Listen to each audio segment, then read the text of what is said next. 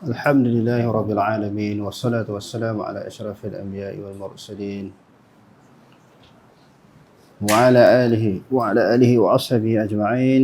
اللهم رب اشرح لي صدري ويسر لي أمري واحلل عقدة من لساني يفقهوا قولي ولا حول ولا قوة إلا بالله العلي العظيم.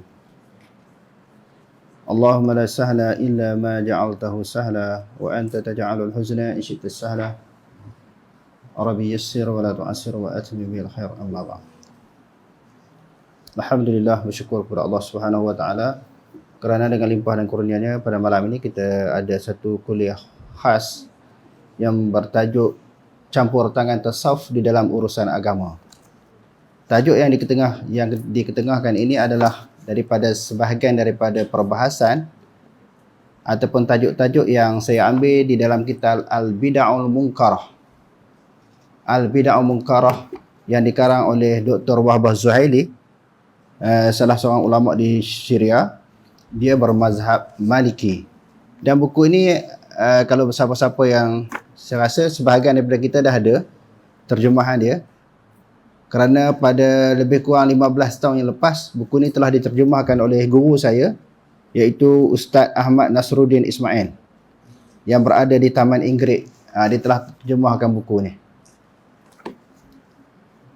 Jadi Dr. Wahbah Zuhaili ketika membahaskan itu tasawuf ini, beberapa perkara yang dia telah sebut dan juga kebimbangan yang dia lahirkan daripada kumpulan yang muncul sejak akhir-akhir ini, yang mana sebahagian daripada amalan perbuatan tidak akan mereka itu secara terang dan jelas bertentangan dengan syariah Islamiah yang dibawa oleh Nabi Muhammad sallallahu alaihi wasallam. Dia kata di sini, at-tasawwufu ilmun tu'rafu bihi ahwalu tazkiyatin nufusi. Tasawuf itu adalah ilmu yang dikenali dengan keadaan hal-hal untuk membersihkan hati.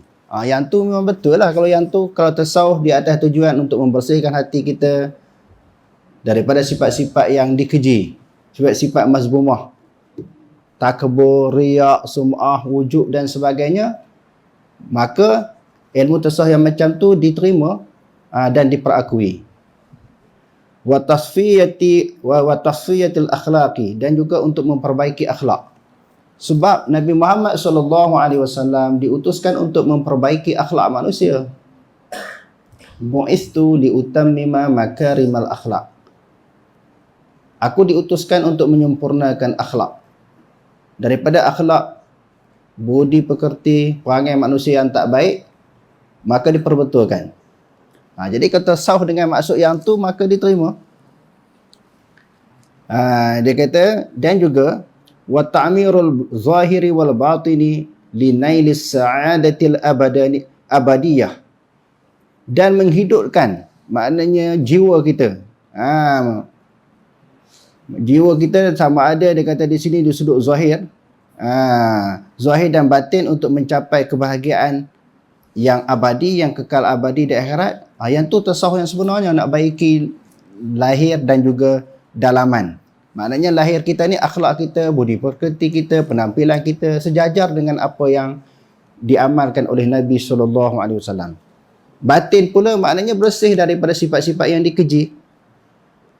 Itu makna asal tasawuf pada zaman dulu. Wal mutasawwifatul mukhlisuna ya'nu bi zikrillahi sirran wa jahran. Tasawuf yang ikhlas, yang tujuannya mereka terlibat di dalam ilmu tasawuf ini adalah untuk mengingati Allah Subhanahu wa taala, sama ada di dalam keadaan tersembunyi ataupun jahar. Ketika mereka berzikir bagi mendampingkan diri kepada Allah Subhanahu wa taala, kadang-kadang dengan cara sir, kadang-kadang jahar, maka itu diterima. Kalau itulah yang dimaksudkan dengan tasawuf. Kalau itulah yang dimaksudkan dengan tasawuf. Wala mani'a min dzalika, kerana tidak ada tegahan sama ada nak zikir dengan sir ataupun jahar, tidak ada tegahan. Li'anna al-ulama al-islami qarraru afdaliyatil jahri bizikri.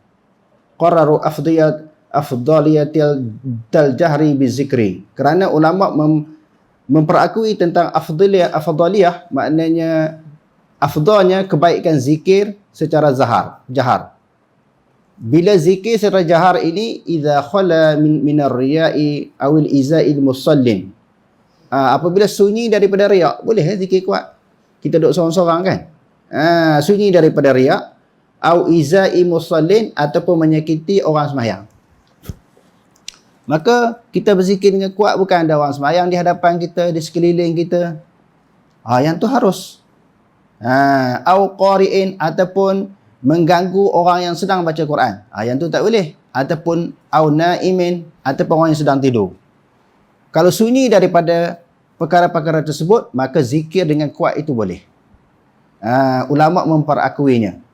Dia kata wala mani'a min zalika li'anna al-ulama al-Islam qarraru, telah menetapkan tentang afdal zikir jahar apabila sunyi daripada riak, ataupun menyakiti orang yang sedang sembahyang, ataupun mengganggu orang yang baca Quran, ataupun mengganggu orang tidur.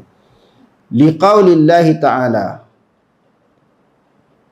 kerana firman Allah Ta'ala, innamal mu'minuna allazina idza dzukirallahu wajilat qulubuhum.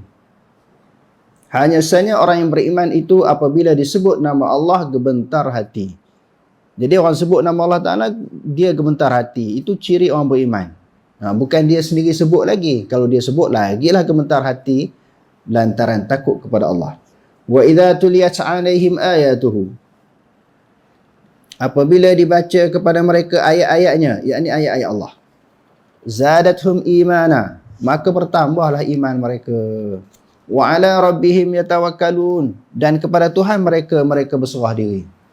Tengok dalam ayat ni suruh kita sentiasa berzikir dan juga membaca ayat-ayat Quran supaya dapat meningkatkan iman kita kepada Allah, keyakinan, kepercayaan kepada Allah. Rawal Bukhari an Abi Hurairah radhiyallahu an qala, dalam satu riwayat, di dalam satu hadis yang sahih yang diriwayatkan oleh Imam Bukhari, qala Rasulullah sallallahu alaihi wasallam, telah bersabda Rasulullah sallallahu alaihi wasallam, yaqulullah, Allah Taala berfirman. Maknanya hadis apa? Hadis qudsi. Yang firmannya daripada Allah Subhanahu wa taala, ilham daripada Allah, diterjemahkan maksudnya daripada Nabi sallallahu alaihi wasallam. Dia ada perbezaan Quran, hadis Nabi, dan juga hadis qudsi. Yaqulullah ana 'inda zanni 'abdi bi. Dia kata aku mengikut sangkaan hamba-ku. Ana ma'ahu idza dzakarani. Aku bersama dengannya apabila dia mengingatiku. Fa in dzakarani fi nafsihi, apabila dia mengingati aku di dalam dirinya, zakartuhu fi nafsi, aku akan ingat kepada dia di dalam diri aku. Maknanya siapa-siapa daripada kalangan hamba-hamba Allah yang sentiasa zikir kepada Allah, ingat kepada Allah Ta'ala, Allah Ta'ala pun ingat kepada diri dia. Jadi nak bagi supaya Allah Ta'ala ingat kepada kita, sentiasa zikirlah kepada Allah. Zikir tadi dia dah sebut sama ada secara sir ataupun jahar, pelan ataupun kuat. Kuat boleh, tetapi jangan mengganggu orang. Contohnya kita zikir seorang-seorang. Ulama kata boleh. Jadi tetapi kalau dalam Al-Quran, uzkurullah fi nafsika tadarruan wa khifatan wa dunal jahri. Tapi kalau yang afdalnya zikir ni depan orang ke ataupun di belakang orang, yang afdalnya Quran kata di dalam keadaan sir. Sebab Allah Ta'ala dengar semua. Sama ada kita zikir pelan ataupun kuat. Jadi yang afdalnya Quran sebut itu zikir sir. Dia kata wa in zakarani fi mala'in zakartuhu fi mala'in khairum minhu fi mala'in khairin minhum. Kalau dia seseorang itu berzikir dalam khalayak ramai, maka aku pun menyebut nama dia kepada di khalayak ramai juga, iaitu di sisi malaikat-malaikat Allah, di sisi malaikat-malaikatnya.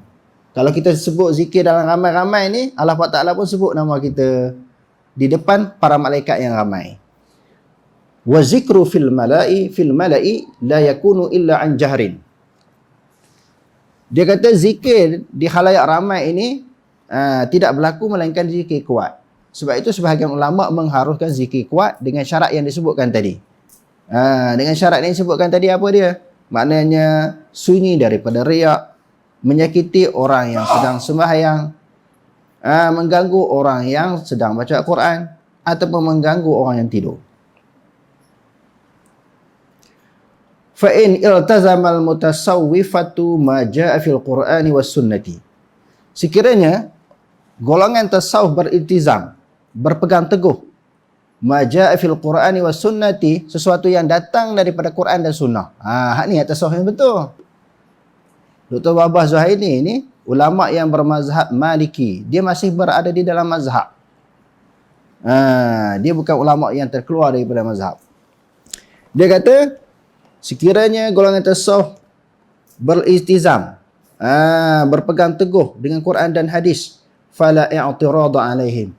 Tidak ada bangkangan, tidak ada pertikaian kepada mereka. Sebab itu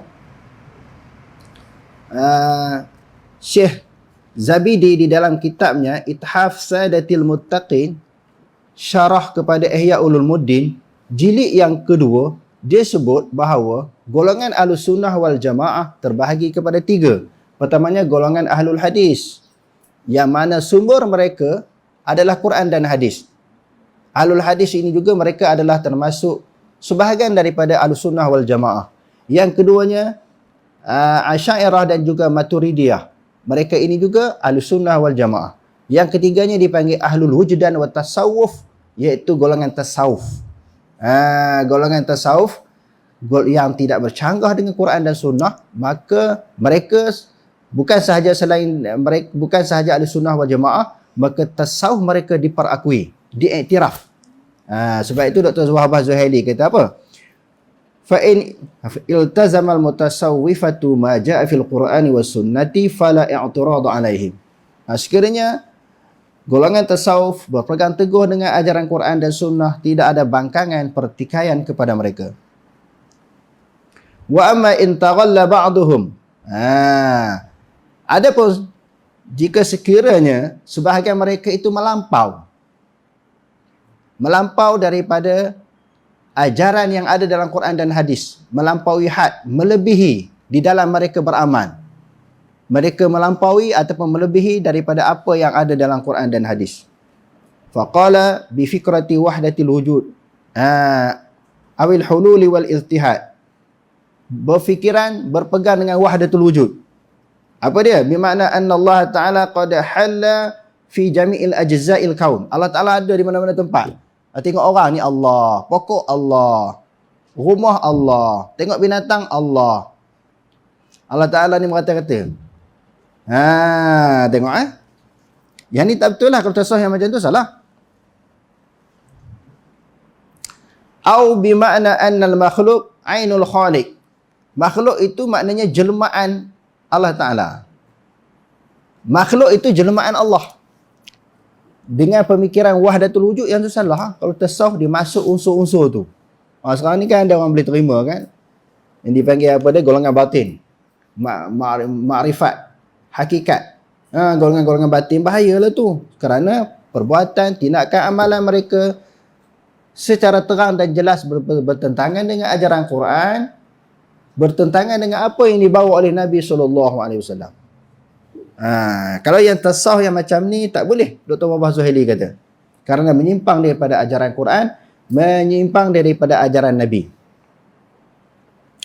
Awistaraqa fi ba'di syatahati al-mukaffarah kal qawli bi annahu huwa Allahu awil haqqu. Ataupun dia fana, tenggelam. Kadang-kadang duduk dalam suasana zikir, dia tenggelam, jadi fana, sehingga mengungkapkan perkataan-perkataan yang boleh menyebabkan mereka jadi kufur. Boleh menyebabkan perkataan mereka itu menjadi kufur. Bi annahu huwallah, akulah Allah. Kan ada golongan tasawuf dulu. Kalau tuan-tuan baca di dalam Fikrus Sufi, di antara pemikiran-pemikiran tasawuf, bila dia dah tenggelam, fana, ketika dia berzikir kepada Allah, ketika dia sedang beribadah kepada Allah, Allah ada dalam diri dia, Allah ada di dalam poket dia. Dialah Allah. Yang tu sesat. Awil haq, akulah yang hak tu adalah aku. au syai'in mabda'il tauhidi, ataupun sesuatu yang bertentangan dengan dasar-dasar tauhid ataupun akidah. Kalau tasawuf yang bawa macam tu salah. Tasawuf yang bawa macam tu maknanya tasawuf yang tak belajar syariat. Terus mengaji tasawuf tanpa belajar akidah dengan betul, tanpa mempelajari ilmu fiqh. Terus masuk tasawuf ni, orang nak dekat kepada Allah Ta'ala kan? Nak ambil jalan pintas untuk mendampingkan diri dengan Allah. Sekarang ni makin menjadi bercambah-cambah, dibawa oleh mana-mana ramai daripada kalangan tokoh-tokoh. Yang ni yang kita susah hati, yang kita bimbang. Jadi ajaran Nabi ni makin lama makin ditinggalkan. Seolah-olah zikir-zikir, doa-doa, selawat-selawat yang diajar oleh Nabi itu tidak lengkap, tidak sempurna, tidak dapat mendampingkan kita kepada Allah. Sehingga kita terpaksa ambil satu zikir, satu doa, satu selawat lain daripada apa yang Nabi ajar. Yang pertamanya, seolah-olah yang Nabi bawa itu tak sempurna, tak okey, tak kemas lagi. Itu yang pertama. Yang keduanya, seolah-olah ajaran Nabi ini tak dapat mendampingkan seseorang dengan Allah. Nak kena ambil suatu amalan baru, doa lain yang daripada yang Nabi ajar, zikir lain. Tapi kalau doa-doa yang berkaitan dengan urusan keduniaan, harus kita berdoa walaupun Nabi tidak berdoa demikian. Sebab hajat Nabi tentang urusan dunia tak sama dengan hajat kita. Kita boleh doa. Yang dimaksudkan di sini iaitu zikir-zikir, selawat-selawat, ibadat-ibadat yang tak pernah diajar oleh Nabi dan para sahabat. Jadi macam hak Nabi ajar tu, Rasulullah diutuskan oleh Allah Ta'ala 23 tahun. Termasuk apa yang disampaikan oleh Rasulullah berkaitan dengan akidah, berkaitan dengan hukum fiqh, berkaitan dengan akhlak tasawuf, tak pakai lah. Tak jadi apa ni. Macam mana dikatakan laqad kana lakum fi rasulillahi uswatun hasanah. Sesungguhnya pada diri Rasulullah adalah merupakan ikutan yang paling baik. Au qala bi isqatil faraidi, ataupun dengan dakwaan gugurnya hukum syariat. Fardu faraid maknanya fardani faraid, kewajipan-kewajipan gugur bila seseorang itu sampai kepada satu martabat, suatu maqam, suatu kedudukan yang tinggi, maka amalan-amalan yang fardu ini jadi gugur. Tak boleh, salah. Dan ada sebahagian daripada ajaran sesat yang berpegang demikian. Mereka berdalilkan kepada ayat Al-Quran, wa'budullaha hatta ya'tiyakal yaqin. Sembahlah Allah Ta'ala sehingga datang keyakinan. Kami dah yakin. Tak payah sembahyang, tak payah puasa, tak payah buat ibadat-ibadat lain. Kami dah yakin betul-betul kepada Allah. Sebab tu maknanya jahil. Ambil petik-petik ayat Quran hadis secara zahir, tanpa tengok tafsiran huraian para ulama. Sehingga datang hatta ya'tiyakal yaqin. Ulama-ulama tafsir kata hatta ya'tiyakal maut. Sehingga kamu mati, tak payahlah buat ibadat. Yakin di situ dengan maksud mati. Tak payah buat ibadat, sembahyang, puasa, zakat, haji, semua tak payah. Bila datangnya satu keyakinan. Jadi golongan tasawuf yang menyimpang ini, tarekat yang menyimpang, mereka menjadikan ayat tersebut sebagai satu dalil dan hujah untuk mereka meninggalkan kefarduan yang Allah Ta'ala fardukan kepada mereka.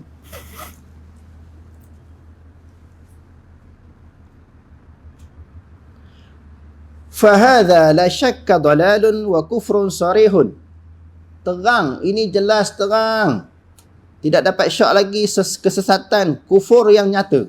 Kalau kata sembahyang tak wajib, bila dah dekat dengan Allah Ta'ala, puasa tak payah, tutup aurat tak payah, yang ni terang, sesat dan kufur. Dr. Wabah Zahidi kata terang, sesat dan kufur. Yukhalifu aqaidal ummatil islamiyati. Mereka, pegangan mereka bertentangan dengan akidah Islamiah. Salah. Apa yang Nabi bawa, apa yang dibawa oleh para sahabat bertentangan akidahnya. Senang je hadirin sekalian menjadi ukuran kepada kita. Siapa yang paling dekat dengan Allah Ta'ala? Nabi. Nabi dah tinggal sembahyang tak? Nabi ada tak menutup aurat tak? Sebab ada di kalangan golongan tasawuf dan juga tarekat, bila dah tenggelam dalam ibadat kepada Allah Ta'ala ni, disebut sebagai maqam fana, maka gugur kewajipan, gugur kefarduan Allah. Nabi ni paling fana lah kalau kita nak kata fana. Kalau kata wali, Kalau nak sebut istilah wali, Nabi paling wali lah. Kalau nak kata orang ada karamah, Nabi bukan karamah, mukjizat terus. Lagi besar. Tapi Nabi tak pernah meninggalkan kewajipan. Nabi tidak pernah meninggalkan kewajipan kepada Allah. Lagi takut kepada Allah, lagi kuat mendampingkan diri kepada Allah, lagi dia meningkatkan amal baktinya kepada Allah. Sehingga disebut di dalam hadis-hadis yang sahih, di antaranya hadis yang diriwayatkan oleh Imam Bukhari dan Muslim, bagaimana keadaan suasana Nabi SAW qiyamul lail, sembahyang malam, sembahyang sunat kan. Nabi sampai penghujung usia dia pun dah lemah, sakit, uzur. Sehingga Nabi ikat tali dekat tiang, antara dua tiang. Bila nak rebah, nak jatuh, dia pegang. Dia pegang kepada tali yang dia gantung tu, untuk mendatangkan kekuatan kepada dia supaya dia tak tumbang ketika dia berqiyamul lail. Maknanya sepatutnya penghujung usia dia pun dah dekat dengan Allah, atas daripada wali lagi, tak usah duduk semayang. Sekurang-kurangnya tak usah semayang malam. Kalau semayang 5 waktu, semayang lagi lah. Semayang sunat tak payah. Sebab aku dah dekat dengan Allah. Tak. Bahkan qiyamul lail wajib bagi Nabi. Sebab Allah Ta'ala berfirman dalam Al-Quran, wa minal laili fatahajjad bihi nafilatan lak asa an yab'athaka rabbuka maqaman mahmuda. Sebahagian daripada malam, hendaklah kamu bertahajud. Qiyamul lail. Tahajud maknanya tarkul hujud. Sebagai amalan tambahan bagi engkau, wahai Muhammad. Semoga Allah Ta'ala menempatkan engkau kepada maqam yang terpuji. Membangkitkan engkau pada maqam, pada kedudukan, pada tempat yang terpuji. Asa ayya ba'athaka rabbuka maqaman mahmuda. Sebahagian besar ulama tafsir menyebut maqaman mahmuda di sini boleh bagi syafaatul kubra. Apakah yang dimaksudkan syafaah kubra? Syafaah yang agung, syafaah yang besar, iaitu Nabi SAW berdoa kepada Allah supaya dipercepatkan hisab. Manusia tengah dalam keadaan panas, sesak kan, tak tahu nasib syurga neraka, keadaan amalan mereka tak tahu macam mana nak cepat-cepat supaya Allah Ta'ala hisab amalan mereka, supaya mereka tahu keputusan. Nabi-Nabi lain berdoa, tak berani nak bertemu dengan Allah Ta'ala, masing-masing menyedari tentang kelemahan dan kesalahan masing-masing. Nabi Adam, Idris, Nuh, Saleh, macam-macam. Kami tak mampu, kami tak layak. Akhirnya mereka cadangkan supaya manusia yang ramai-ramai itu pergi bertemu dengan Nabi Muhammad SAW, kerana dia adalah merupakan kekasih Allah. Bukan sahaja ulul azmi, penghulu kepada ulul azmi. Itu satu kedudukan darjat yang tinggi yang Allah Ta'ala bagi kepada Nabi. Orang minta lah, wahai Rasulullah, pergilah doa kepada Allah, kamu kekasih Allah. Nabi ni dia sujud, pergi Allah Ta'ala dia sujud dengan begitu lama. Disebut di dalam hadis-hadis yang sahih, tasbih-tasbih yang diungkapkan oleh Nabi SAW adalah satu tasbih yang tak pernah diungkapkan, yang tak pernah disebut di atas dunia. Orang tak tahu tasbih apa, zikir apa yang Nabi sebut. Merayu betul-betul kepada Allah, dia menangis di hadapan Allah. Lalu Allah Ta'ala kata, wahai Muhammad, angkat kepala kamu. Kamu nak apa doa, aku akan perkenankan. Itulah yang dipanggil apa dia? Maqaman mahmuda. Nak cerita di sini, walaupun itu kemuliaan yang begitu tinggi, yang begitu agung, yang dikurniakan oleh Allah Ta'ala kepada Nabi, tidak menyebabkan dia merasakan segala kewajipan yang dibebankan kepada dia jadi gugur. Tak. Macam mana kalau ada golongan tasawuf, tarikat kata, sampai martabat, maqam, kedudukan yang tertentu, segala kefarduan jadi gugur. Ini dia kata sesat. Wa mislu dhalika man qala bi anna li syaikhin ma juz'an min at-tasarrufi fil qaum. Sebahagiannya ada di kalangan tasawuf yang sesat ini, guru ataupun syekh ini ada bahagian di dalam penentuan Allah. Allah Ta'ala nak buat keputusan, kena ada pandangan syekh, kena ada pandangan daripada syekh. Maknanya syekh ni juga berhak, maknanya mencampuri urusan Allah. Allah Ta'ala nak buat keputusan, maknanya ada idea daripada syekh. Maknanya Allah Ta'ala itu tak bebas di dalam membuat keputusan. Kena ada bersekutu dengan makhluk. Ini semuanya mustahil. Mukhalafatuhu ta'ala lil hawadis. Seseorang nak buat keputusan mungkin dia boleh bagi pandangan sendiri ataupun dia terpaksa mengambil pandangan-pandangan orang ramai baru boleh buat keputusan. Allah Subhanahu Wa Taala tidak begitu. Tak perlukan kepada pandangan orang. Au bi annahu wasala ila martabatin nubuwah. Kecuali seseorang syekh ini dia sampai martabat kenabian. Kerana terlalu hebat, terlalu kuat zikir, terlalu lama berdamping dengan Allah Ta'ala sampai martabat kenabian, illa annahu la yuha ilahi, kecuali dia tidak diwahyukan. Kalau wahyu Nabi lah, Nabi ataupun Rasul kan, dia tak dapat wahyu, cuma dia Nabi yang tak dapat wahyu. Nabi apa tak dapat wahyu? Definasi takrif Nabi dengan Rasul pun tak faham. Nabi mesti dapat wahyu. Nabi seseorang lelaki yang diwahyukan Allah Ta'ala kepadanya, tetapi tidak wajib menyampaikan kepada orang. Rasul, seseorang lelaki yang merdeka, yang balik, yang Allah Ta'ala wahyukan kepada dia untuk diamalkan kepada diri dia dan untuk disebarkan kepada orang lain. Itu Rasul. Maka kalau dapat wahyu, mesti dia sama ada Nabi ataupun Rasul. Ni macam mana? Ada orang mendakwa Nabi tetapi dia tidak dapat wahyu Allah. Ini di antara ajaran-ajaran pegangan yang sesat yang dibentang ke dalam kitab ini. Au bi annahu yara muridihi min wara'i hijabin, ataupun dia nampak anak murid ini di belakang hijab.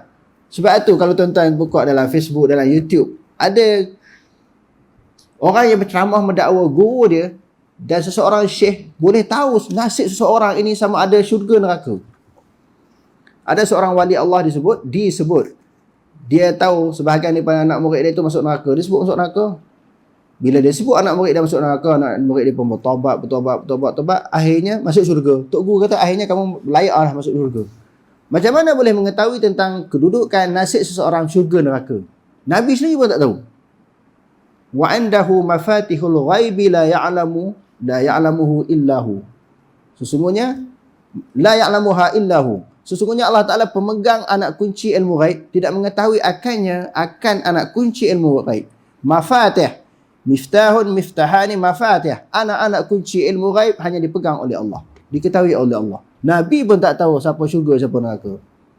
Macam mana kalau ada orang guru, syekh, boleh mendakwa, dia boleh mengetahui nasib seseorang, sama ada nasib mereka di dalam syurga ataupun di dalam neraka. Au bi annahu idza arada asy-syaikhu syai'an arada Allah. Ataupun dengan dakwaan apabila berkehendak oleh seorang guru, Allah Ta'ala pun hendak begitu. Kehendak Allah berdasarkan kepada kehendak syekh ataupun guru. Au ja'ala surat asy-syaikh fi mukhayyilatihi. Ataupun mentasawurkan, membayangkan gurunya ketika sedang beribadat. Itu yang kita baca di dalam surah apa? Surah Nuh. Ya'utha wa Nasra wa Ya'uqa. Ada 6 orang atau lebih 7 orang yang soleh di zaman Nabi Nuh alaihi salam. Bila orang yang soleh itu meninggal dunia, mula-mula mereka lukis gambar. Generasi yang pertama. Syaitan bisik dalam hati. Tuan-tuan boleh baca di dalam kitab Qisasun Nabiyyin yang dikarang oleh Syekh Ali Hasan An-Nadawi. Dia ni hebat tulisan dia. Dia orang India tapi tulisannya dia banyak di dalam bahasa Arab. Jadi buku-buku sirah dan buku-buku sejarah, kisah-kisah yang disebut dalam Al-Quran semuanya berdasarkan kepada maklumat yang sahih. Lalu dia kata syaitan menghayalkan, mendatang was-was kepada anak murid ataupun kepada pengikut. Kamu sayang tak kepada guru? Mana murid kita sayang? Sayang takkan nak biarkan dia mati begitu saja tanpa diberi peringatan, tanpa disanjung, dihormati. Buatlah gambar. Mereka untuk lukis gambar untuk guru. Taklah fakir, nak sayang tengok, nak buat ibadat tengok. Mati generasi pertama, generasi yang kedua pula. Orang dulu bukan buat gambar, dia mau buat patung. Dia mau buat patung untuk guru, patung untuk guru. Ini tak betul-betul dapat melahirkan kecintaan kepada Tok Guru. Kena buat patung baru betul. Generasi yang kedua buat patung pula. Mati generasi yang kedua, generasi ketiga, orang sembahyang bukan tak patung tu sembah Allah Ta'ala tapi patung di depan. Sebenarnya orang dulu-dulu sembah patung tu. Mula-mula bila sembahyang buat ibadat tak tepi ataupun tak di depan, tak sembah Allah. Sampai generasi yang ketiga terus sembah patung. Tengok bahaya sikit demi sikit. Zaman sekarang kalau tidak diberitahu, diberi penerangan kepada orang, orang akan jadi terpengaruh. Sebab yang bawa tu tokoh-tokoh. Yang bawa itu tokoh-tokoh. Jadi orang awam kata kami bukan tahu apa, kami ikut orang fatwa. Kami ikut tokoh. Kami ikut orang agama. Kalau salah mereka tanggung. Kami tak tanggung. Tak. Bila salah semua kena tanggung. Sebab apa? Tengok dalam Quran. Yang Allah Ta'ala sebut di dalam surah Al-Baqarah juzuk yang kedua. Semua nak berlepas diri daripada pemimpin, daripada orang yang diikuti. Allah Ta'ala kata tak boleh. Semua menerima nasib yang sama. Wa kulli dhi'faini. Semua orang menerima balasan 2 kali ganda siksa. Dan Allah Ta'ala kata inna sam'a wal basara wal fu'ada kullu ulaika kana anhu mas'ula. Tak boleh kita kata kami ni orang awam Allah Ta'ala, dia yang bawa kami menyimpang jauh ni. Tak boleh. Allah Ta'ala kata penglihatan, pendengaran, hati kamu akan ditanya. Kamu tak tahu kamu nak buat sesuatu benda tu, kamu tahu tak benda tu betul benda salah. Jangan duk taklid kepada orang. Orang ramai buat macam tu, ya Allah. Tak boleh. Wa in tuti' aktsara man fil ardi yudilluka an sabilillah. Kalau kamu ikut orang ramai, Allah Ta'ala kata kamu akan disesatkan daripada jalan Allah. Kita nak bagi alasan apa kepada Allah? Allah Ta'ala suruh cari dalil. Qul hatu burhanakum in kuntum shadiqin. Datangkanlah dalil hujah kamu sekiranya kamu orang benar. Banyak kali Allah Ta'ala duk cerita jangan duk ikut kebanyakan orang, jangan taklid, buat sesuatu amalan dengan dalil. Ittabi'u ma unzila ilaikum min rabbikum. Ikutlah sesuatu yang diturunkan kepada kamu daripada Tuhanmu, iaitu wahyu Allah. Banyak Allah Ta'ala duk bagi nasihat, duk bagi teguran, dia tak nak ikut, tiba-tiba dia nak menyalahkan orang. Jadi kita tak boleh tuan-tuan. Nak taklid kepada orang tu, kita kena tengok. Kalau dia ada dalil, kita ikut. Bila ada dalil, kita ikut. Bukan dia panggil taklid, dia panggil ijma'. Mengikut sesuatu dengan dalil dan hujah. Kalau taklid, mengikut sesuatu dengan tidak ada dalil. Maknanya dia di antara ajaran tarikat atau tasawuf yang sesat ini, bila buat ibadat, dia gambarkan, bayangkan kemunculan guru dia. Au asna'i solatihi, ataupun ketika sedang sembahyang. Duk sembahyang ni, Allahu Akbar, duk teringat Syekh ada di depan ni. Syekh ni ada di depan dia ni. Dia khayal pemimpin dia, guru dia ketika dia sedang beribadat. Wa ja'alahu jisman aw wasilatan ila Allah. Menjadikan guru Syekh ini, kalau orang tarikat dia panggil khalifah. Khalifah dia ini sebagai jambatan untuk mendekatkan diri kepada Allah. Sebagai satu jambatan dan wasilah untuk mendampingkan diri kepada Allah. Maknanya seolah-olah kalau tak ada syekh, tak ada guru dia ni, maka tak boleh dekat diri kepada Allah. Jadi di manakah petunjuk Nabi? Di manakah ajaran yang ditinggalkan oleh Nabi? Dengan ajaran Nabi lah yang kita dapat mendampingkan diri kepada Allah. Wa nahwi dzalika minal mubalaghat.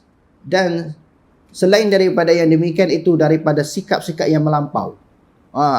Melampau di dalam tarikat dan tasawuf. Fahadha dalalun wa syirkun. Ini adalah suatu kesesatan dan juga syirik.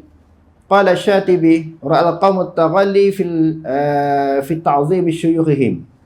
Lihat, dia kata bagaimana golongan yang melampau terhadap guru mereka.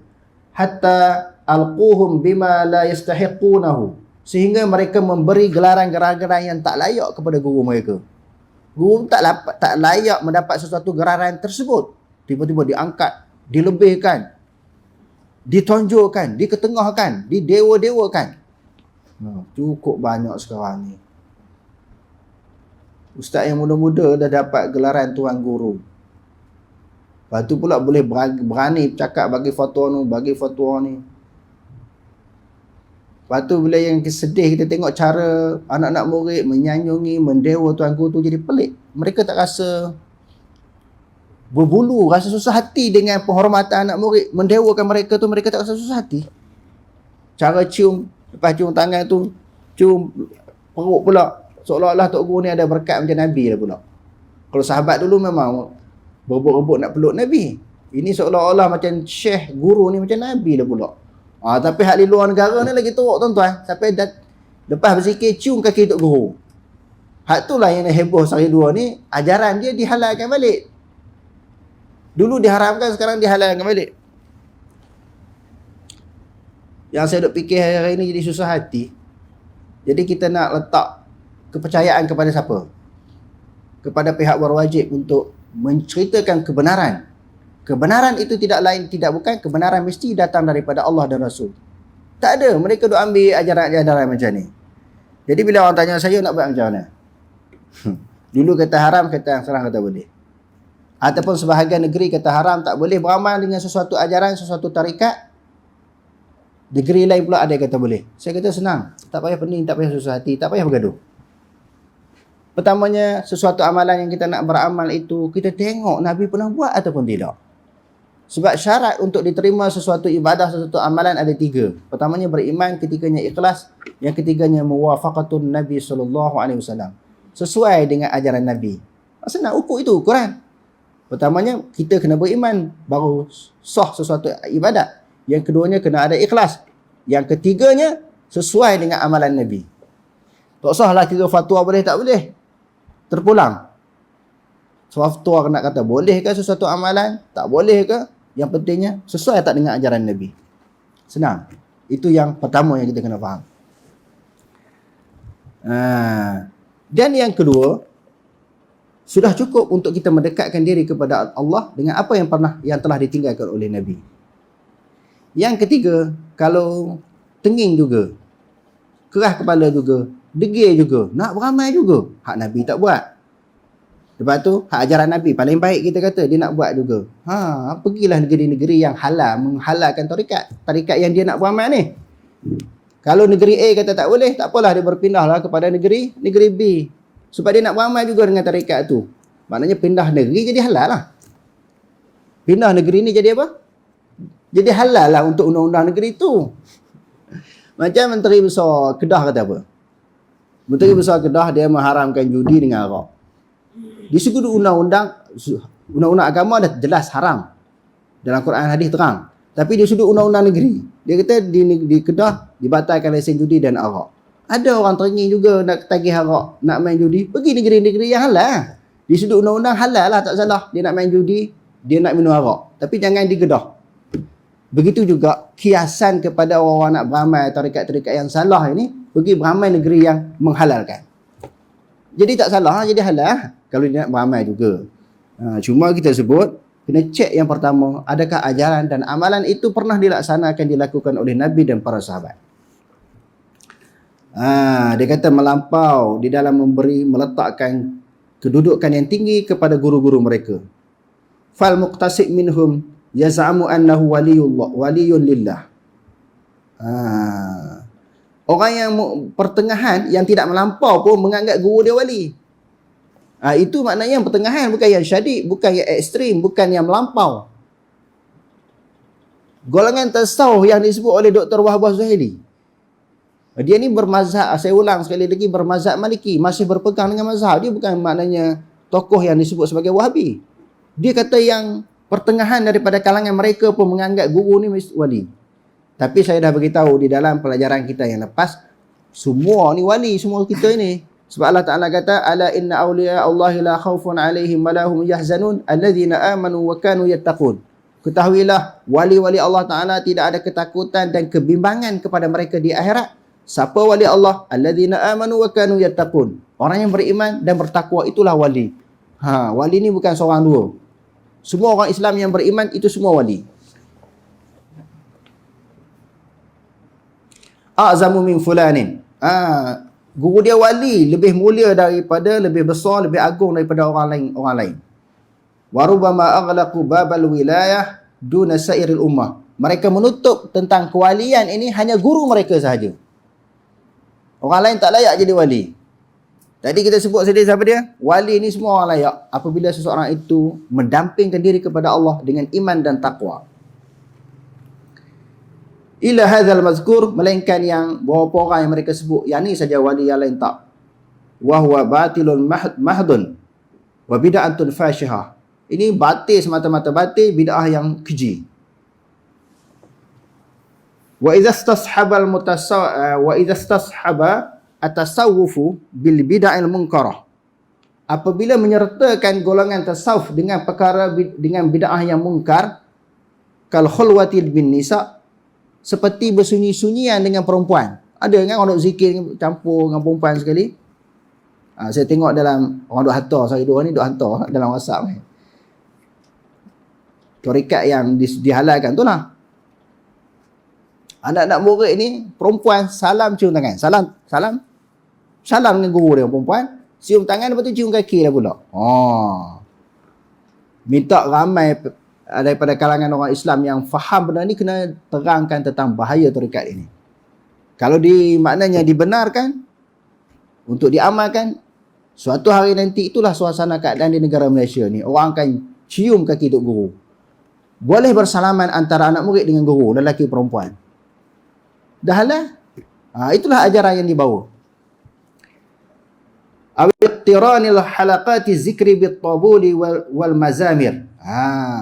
Ataupun jenis tasawuf dia kata, selain daripada berlaku pencampuran lelaki dan perempuan di dalam majlis, bukan yang duduk jauh-jauh, duduk dekat-dekat. Menyertakan halaqah zikir dengan main kompang dan gendang. Wasanjati, dan jenis-jenis bunyi-bunyian seperti sanjati ni, dua keping besi yang nipis lalu diketuk. Ini dalam negara Arab macam tu. Di Malaysia ni kompang lah kan. Itu bila mereka berzikir, mereka berselawat, mereka sertakan sekali dengan alat-alat muzik. Wal qafzi wa raqsi, dengan melompat dan juga menari. Benda ni di Syria pun banyak. Sebab tu Dr. Zawah Zali kata benda ni tak boleh, bahaya. Di Turki pun banyak. Di Chechnya banyak golongan-golongan Sufi yang macam ni. Di Malaysia dah mula nak masuk sikit. Dalam majlis zikir selawat mesti main kompang, mesti gendang. Mesti sertakan dengan alat muzik. Lepas tu melompat, ada yang menari. Hak gerak badan sikit-sikit tu di Malaysia tu dah ada. Di luar negara sampai menari tu. Kalau macam di Turki, tuan-tuan tengok di musim tu, berpuluh-puluh kali tak pening. Dia musim, bukan kata puluh kali sampai beratus kali, dia tak pitang. Dan jadi biasa. Ini di antara tarikat-tarikat yang menyimpang daripada ajaran yang Nabi bawa. Wal khuruju an tamassukil syakhsiyah. Sehingga amalan-amalan mereka terkeluar daripada kesopanan seseorang. Maknanya tak bersopan. Tindakan mereka tidak ada adab. Kana dzalika minal munkaratil muharramat. Yang demikian itu adalah perkara-perkara mungkar yang diharamkan. Kalau ada dalam majlis zikir tu dengan apa dia kata, dengan alat-alat muzik, bercampur lagi perempuan melompat menari, itu suatu perkara yang mungkar yang diharamkan. Innani la uridu mu'adata ahadin. Aku bukan nak bermusuh dengan orang, Dr. Wahbah Zuhaili kata. Sebab apa? Bila dia kata macam tu, orang tasawuf, orang tarikat akan marah. Hak duk tengok live ni makan marah lah ni. Kenapa tak boleh pula? Apa salahnya benda baik? Itu dia buat. Itu jawab soalan mereka kan. Apa salahnya benda baik? Dr. Wahbah Zuhaili kata, aku bukan nak bermusuh dengan mana-mana orang. Walakin uridun nusha. Apa yang aku inginkan adalah memberi nasihat. Hatta yabta'idal maghruruna an ghururihim. Sehingga orang-orang yang melampau dapat menjauhkan sikap melampau mereka itu. Orang-orang yang melampau menjauhkan diri daripada sikap melampau. Wa taqbalu 'audata ilal haqqi wal haqiqah. Kembalilah kepada kebenaran dan realiti. Maknanya realiti yang sebenarnya amalan bukan begitu. Hakikat yang sebenarnya bukan itu daripada ajaran Islam. Kembali kepada kebenaran. Wa tawafuq ma'a adabi syari'ati wal dawabitil ilmi wal fiqhi wal syari'ah. Maknanya sesuai dengan adab-adab syariah. Adab syariah bukan menari ketika berzikir, bukan melompat. Bukan disertakan dengan alat-alat muzik. Nabi tak pernah buat. Itu adab-adab syariah dan berdasarkan dengan ilmu. Bukan buat pakai ikut-ikut orang. Ni banyak duk ikut orang ni. Buat sesuatu dengan ilmu, dengan maklumat. Walam yada'u majalan lil naqdi. Supaya, dan aku harap mereka meninggalkan ruang bagi pertikaian wa tahakkumil akharin, dan ejekkan orang lain. Orang kan ejek pemain dia ni ke Islam. Ini ke Islam. Kalau itu orang kafir. Kalau orang Islam yang lain kata apa dia buat ni? Ambil ajaran mana Nabi tak pernah buat menari-nari, melompat-lompat berserta dengan alat-alat muzik. Buka ruang untuk orang bertikai. Bila orang bertikai nak marah. Dr. Wahbah Zuhaili kata, aku menasihati, aku tidak memusuh dengan sesiapa pun. apa yang aku cakapkan ni sebagai langkah nasihat supaya mereka menjauhi perbuatan-perbuatan yang bertentangan dengan syariat. Kembali kepada kebenaran berdasarkan kepada Quran dan Sunnah, kepada ilmu dan juga adab-adab syariah. Kalau buat, dia kata memberi ruang, membuka ruang untuk orang petikai, orang persendakan. Sekarang ni orang persenda, sehingga pihak-pihak berwajib tidak dihormati oleh orang. Yang tu yang kita kesian, yang kita sayang kalau mereka menghalalkan tarekat ini. Mereka suatu badan yang ada autoriti untuk mengeluarkan fatwa, jadi masyarakat tidak heran. Orang tidak siqah, tak memberi kepercayaan. Suatu hari nanti yang kita bimbang, masyarakat awam tidak menghormati. Jadi apa nak jadi? Mungkin kesilapan tu segelintir. Orang pukul, semua majlis fatwa boleh pakai, tak boleh pakai. Fatwa je kita tak boleh pakai. Yang tu yang kita takut. Jadi maknanya kena cepat-cepat tarik balik, kekalkan maknanya keputusan fatwa asal kena salah. Kalau tak dikekalkan, maka kena halalkan Al-Arqam dan juga ajaran-ajaran sesat yang lain yang sama amalan mereka dengan ajaran tarekat ini. Kenapa Arqam diharamkan? Kan Arqam ni lebih baik di sudut ekonomi dia, membangun ekonomi orang Islam, ekonomi orang Melayu dia. Kenapa tak dihalalkan? Kenapa diharamkan Al-Arqam? Tiba-tiba tarekat ini pula nak dihalalkan. Jadi saya nak ulang lagi, tak cukup ke apa yang Nabi bawa? Nabi sebut, aku tinggal ajaran kepada kamu ini, siang jelas dengan terang, malam jelas dengan malam, dengan gelap. Maknanya siang malam itu tidak bercampur, tidak berlaku kemuskilan. Yang mana satu malam, yang mana satu tiang. Yang mana satu malam, yang mana satu tiang, yang mana gelap, yang mana terang. Tak bercampur. Maknanya terang ajaran yang Nabi bawa. Taraktukum bayda, aku tinggalkan kepada kamu ajaran Islam ini penuh dalam keadaan suci, murni. Jangan dicampur adukkan dengan berbagai-bagai ajaran. Tapi sekarang ni dah campur lah.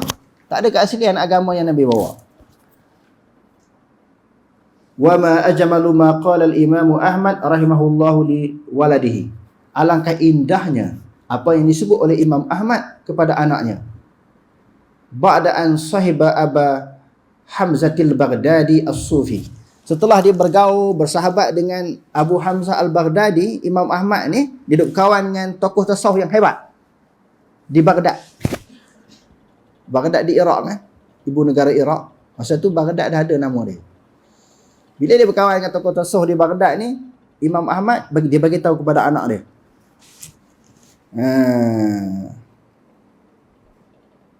Wa arafa ahwal al-qaumi sufiyah. Setelah dia mengetahui keadaan orang-orang sufi pada ketika itu, golongan-golongan sufi pada ketika itu. Ya waladi, wahai anakku, alaika bil majalisatil haula'il qaum. Hendaklah kamu sentiasa berada di dalam majlis orang-orang sufi ini. Fa innahum zadu alaina bi kasratil ilmi. Kerana kita duduk dengan mereka dapat menambahkan ilmu. Wal muraqabah, dapat mendampingkan diri kepada Allah. Muraqabah ni apa maksud? Apa yang kita buat, duk sentiasa rasa Allah Ta'ala perhati. Kita buat ni Allah Ta'ala duk perhati. Jadi tak berani nak buat jahat, tak berani nak buat dosa, sebab sentiasa dimuraqabah oleh Allah, diperhati oleh Allah. Wal khasyah, duduk dengan orang sufi ini, maka dapat meningkatkan ketakutan kita kepada Allah. Wa zuhdi, dan dapat meningkatkan kezuhudan kepada Allah. Wal ulwil muhimmah, dan keazaman yang tinggi, keazaman untuk mendampingkan diri kepada Allah. Maksudnya orang sufi ketika itu. Tapi lama-kelamaan dah lari daripada ajaran sufi yang berlandaskan kepada Quran dan hadis. Wa qala Abul Qasim An-Nasrabadi aslu tasawufi mulazamatul kitab was sunnati. Abul Qasim kata, asal-asal golongan tasawuf adalah golongan yang melazimi Quran dan sunnah, yang mendampingkan diri dengan Quran dan hadis. Aslu tasawufi mulazamatul kitabi wa sunnati. Hak dulu tasawuf dulu ikut ajaran Quran dan hadis. Wa tarakul bid'ain wal ahwa, dan meninggalkan perkara-perkara bid'ah. Sekarang ni hak tu duk buat kan. Hak sekarang ni yang tu duk buat. Hak dulu dia orang tak buat. wal ahwa, dan mengikut hawa nafsu, wa ta'zimil hurumatil masyayikh, dan juga mengagungkan guru-guru. Dulu tak ada, tak buat benda tu.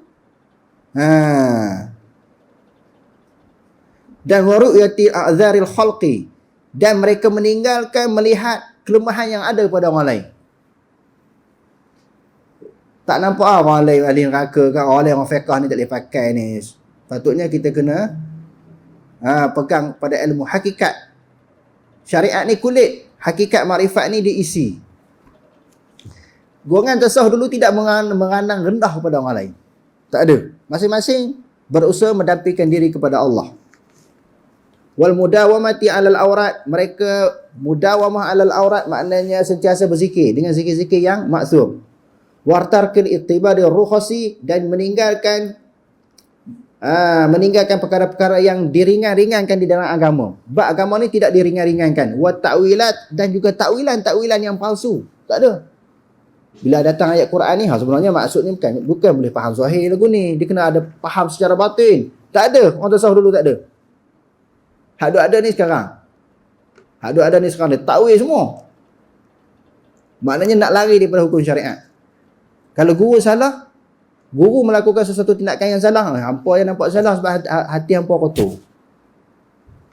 Sedangkan memang salah, betul kan? Tapi bila kita kata salah, hati hampa kotor, sebab tu hampa nampak tu benda salah. Kalau tengok dengan hati yang suci murni, maka dia buat tu betul. Maknanya betul semualah bagi mereka, walaupun sesuatu tindakan yang bertentangan dengan ajaran yang disebut oleh Allah Ta'ala dalam Al-Quran, ajaran yang dibawa oleh Nabi. Jadi wallahu alam, sedikit pembentangan perbahasan yang disebut oleh Dr. Wahbah Zuhaili tentang campur tangan golongan tasawuf di dalam kitabnya Al-Bid'ahul Munkarah.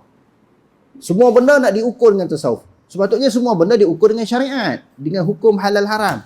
Halal haram yang diambil daripada Quran hadis. Bila masuk campur tangan tasawuf yang terpesong daripada ajaran Quran dan Sunnah, maka manusia akan jadi rosak, akan jadi menyimpang daripada agama Islam yang sebenarnya. Wallahu alam, aqulu qawli hadza wa astaghfirullahal azim li wa lakum. Wassalamu alaikum warahmatullahi taala wabarakatuh.